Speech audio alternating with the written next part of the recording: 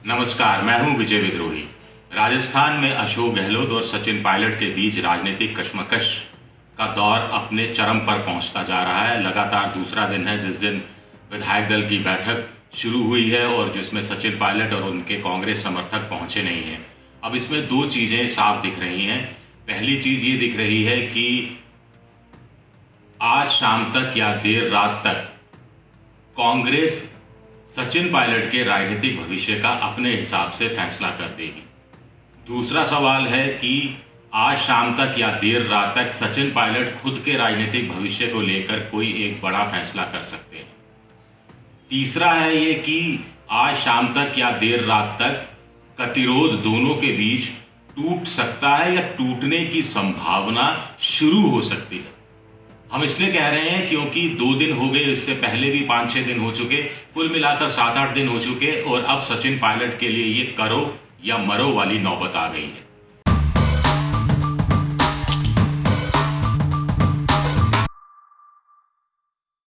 सचिन पायलट का गुट अब अशोक गहलोत पर ये हमले कर रहा है सीधे कि उनके साथ काम करने का मतलब गुलामी की जंजीरों में बंधना है।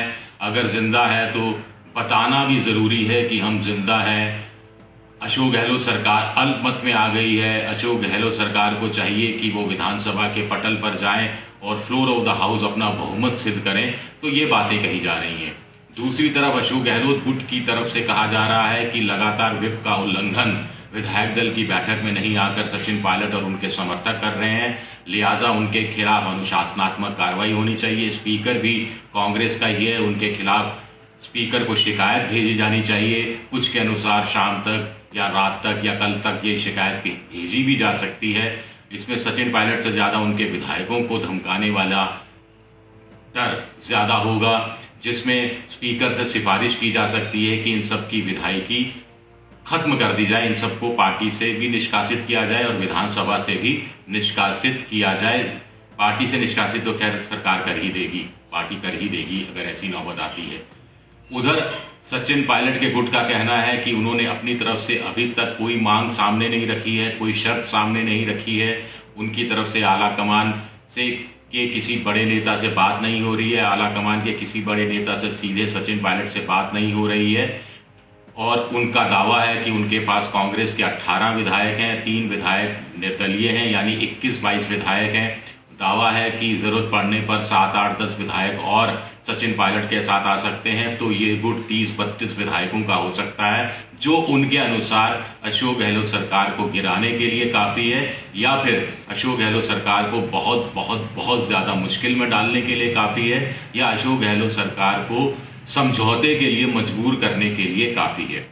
उधर अशोक गहलोत गुट का कहना है कि उनके पास 102 से लेकर 104 विधायक हैं, जिसमें कांग्रेस के विधायक भी शामिल हैं, जिसमें निर्दलीय विधायक भी शामिल हैं जिनकी संख्या 10 से 12 बताई जाती है, जिसमें आरएलडी का 1 विधायक शामिल है और ज़रूरत पड़ने पर कम्युनिस्ट पार्टी के 2 विधायक उनका साथ दे सकते हैं। भारतीय ट्राइबल पार्टी ने हालांकि अपने दोनों विधायकों से तटस्थ रहने को कहा है, लेकिन अशोक गहलोत गुट दावा कर रहा है कि ये दोनों विधायक भी उनके साथ शामिल हैं। अगर 104 के आंकड़े को भी मानकर चलें तो 123 लोगों ने राज्यसभा चुनाव में कांग्रेस के पक्ष में वोट दिया था। अब 104 अगर रह गए तो सीधी सीधी बात है कि 19 सरकार भी मान रही है कि उनके लोग कम हो गए हैं।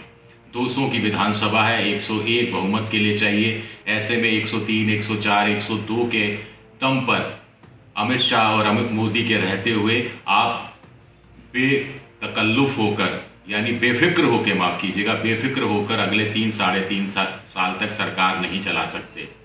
कुल मिलाकर अशोक गहलोत गुट पर सचिन पायलट गुट ये दबाव डालने की कोशिश कर रहा है कि देखिए आपका काम हमारे बिना चलने वाला नहीं है, लिहाजा हमारी बात सुनी जाए, सचिन पायलट को प्रदेश अध्यक्ष बनाए रखा जाए, दूसरा कोई डिप्टी चीफ मिनिस्टर नहीं हो, 50% मंत्रालय अगर नहीं तो कम से कम मंत्रालयों में कम से कम ज़्यादा अन्याय नहीं हो और मान सम्मान वाली बात हो।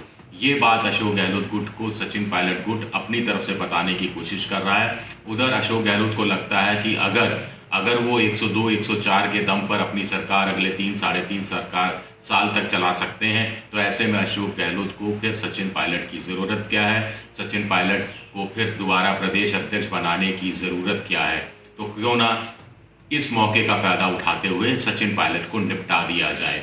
उधर आला कमान में कुल मिलाकर सोच यही है, मध्य प्रदेश के बाद जिस ढंग से वहाँ ज्योतिरादित्य सिंधिया जैसा युवा नेता चला गया था, तो ये कहीं मैसेज ना जाए कि कांग्रेस में युवा नेताओं की कोई स्थिति नहीं है, कोई भूमिका नहीं है, लिहाजा पैचअप की एक कोशिश होनी ही चाहिए और आला कमान इस कोशिश में लगा हुआ है। अब देखना दिलचस्प रहेगा कि ये गतिरोध कब टूटता है, देर शाम टूटता है, देर रात टूटता है या इसमें और ज़्यादा वक्त लगता है। एबीपी न्यूज़ आपको रखे आगे।